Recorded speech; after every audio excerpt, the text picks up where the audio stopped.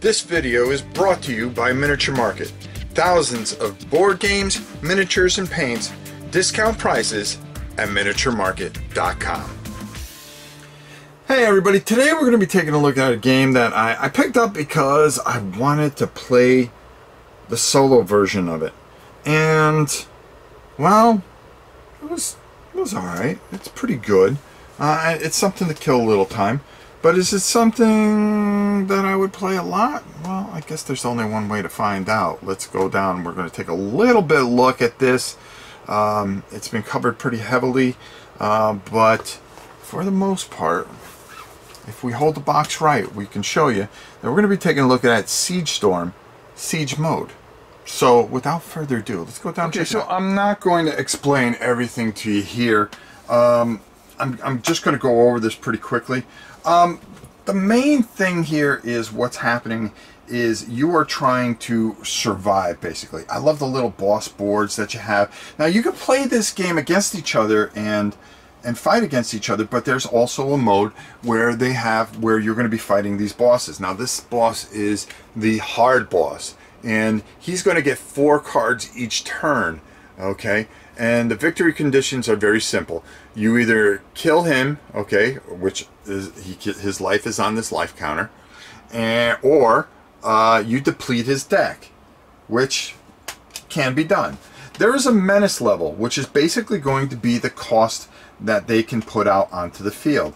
So for instance, and I'm just going to pick up some of these cards here and shuffle these a little bit so you can see. This is going to be your discard pile.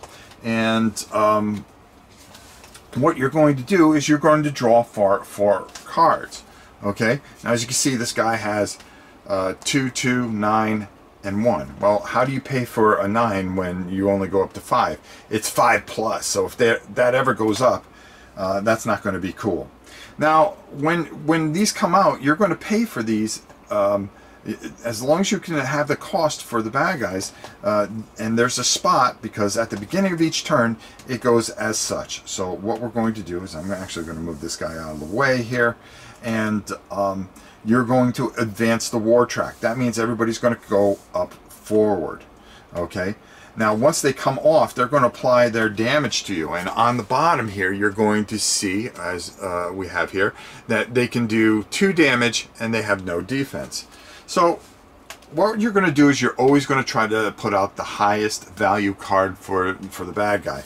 We can't, so he's going to go here. He's going to go into a thing that's called a reserve pile, because if he isn't killed, this is going to add to the deck at the end of the game. So if we run out of that, we're going to be able to use the reserve pile, shuffle it up, and we're going to have to go through that. So you're going to want to see cards, but you're not really going to want to. We have the ability to play 2 because we're at a menace level of 3, and we're going to put him in.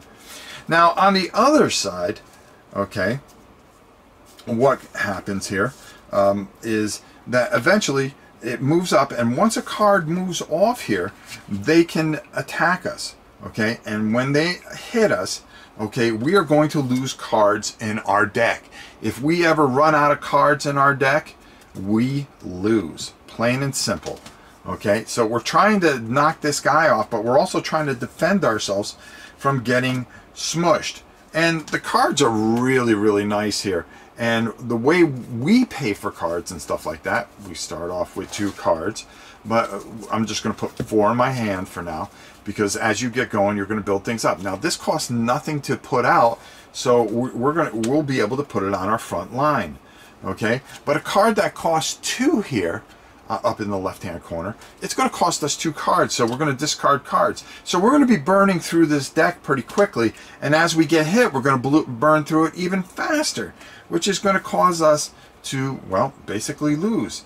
So we go through a whole thing where we prepare, we draw 2 new cards, we advance our war track, okay, so this would go up and this would go off.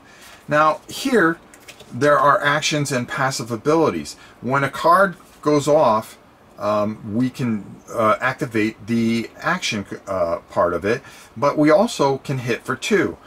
Now, if they had a defense here, which they have no defense here, what would happen here is that the damage would go through, and he would take we can decide to either damage them to, or I think we can attack the deck. I'm not 100% sure.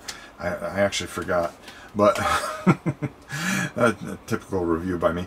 But the other thing that we can do is we can take this as an ally, and turn it over and use it as an additional, well, I don't want to say mana, but we can take this and use it as a cost, and the more that we have out there, the less that we can use with our hands, because we do have some powerful cards that we can have in our hands. Now, we also can use their passive ability when they're down here, so at any time. We can also use an action from our hand, so we would actually pay the cost and use the action. And some of these actions really help knock these guys off, because we don't get to attack across the area. We're just doing this. Now, leaders go, anytime you have a leader, you're going to put these guys up here, and they're going to have different abilities. Some will heal the boss. Some will attack us and cause us to lose more things. Every time there's no room for a card to come out, we're going to, in some instances, especially with a deploy, we are going to, the goblins have a special ability that is called Special Gang. And what's going to happen is we're going to add a token. So if we couldn't put this here, we're going to be able to add the Special Gang ability to everybody. So this guy attacks for 1, but because we add the gang, they're going to go up, and this guy is going to be able to attack for 4. So you get hit for 4, you're losing 4 cards, and that's not cool, because it's really going to just, you know, take everything out, and then the next thing you know, you've lost the game. You've got to run out, you got to run this deck out, or get this thing down to 0 before you run out of these cards. And it's hard when they're drawing 4 cards a time and they are just swarming you, and all kinds of different abilities that they have that are going to cause you all kinds of bedlam. And then they have the ability with the shamans to heal up. So really interesting.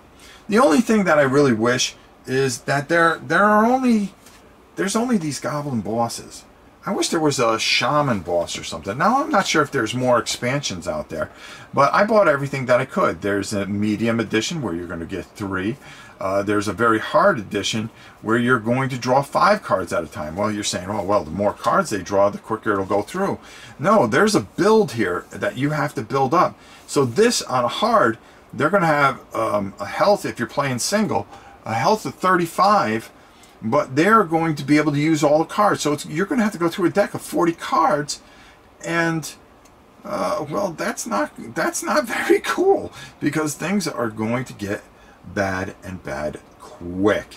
So just a really interesting aspect of it. There's different things that they have. There's different abilities that every monster has. I just wish there was more. Now, I don't know if there's more. And that's just me giving you the first impressions of me playing this a couple of times. But I was able to get these 2 editions that did not, expansions that did not come in the box. And these are 2 more decks that you can face. And actually, I am using the Serpia deck right here, which is very cool. And I really like how it works, and that's the one that I've been play testing this with. So there you go. Let's take it up top and get my final thoughts. Really neat system, how everything plays and how it works, and everything's spelled out for you perfectly. They have these little cards that explain everything. The manual's nice and clean, and it really gets you going quick, and you pick up on the game quick. So let's get my final thoughts up top and see what I think of Siege Storm. I liked it. I think it has a lot of neat things. I wanted more villains, more variants of villains. And maybe because I know so little about it, I saw it at Miniature Market and I picked it up. So I want to be fair to them. But there's only these 3 bosses that I get in the box. And I have the goblins, and then I have the spectral shamans that I can mix in. And, you know, after you play that for a while, the game's fun. It's enjoyable. There's a lot of things going on with it, and I think it's pretty neat. But to be honest, I wanted more. I wanted more, and I just didn't see it. Now, I had to buy 2 expansion packs. There were 2 packs I didn't even open yet, of I guess heroes. You can play 4, you know, this is a game, a skirmish game against each other, but this variant, the solo variant, which I was very interested in, it was good. It was good. I was hoping it would be great because I love games that just are just a pain in the neck and give me a real hard time. A lot going on, and just all in all, pretty good game. And definitely, you know, if you are somebody that enjoys board games, this is a game that is solid. But I just wanted more. I wanted more villains. I wanted more things, and they might be out there. You know, hopefully you can get a hold of these as they come out. But right now, just good, and that's the best way to put it. All right, until next time, it's your old pal Ron. The end of the game, and you could get this from Miniature Market, right, Grandpa? You can get this from Miniature Market. That's right. Yeah, everything you need. Bye.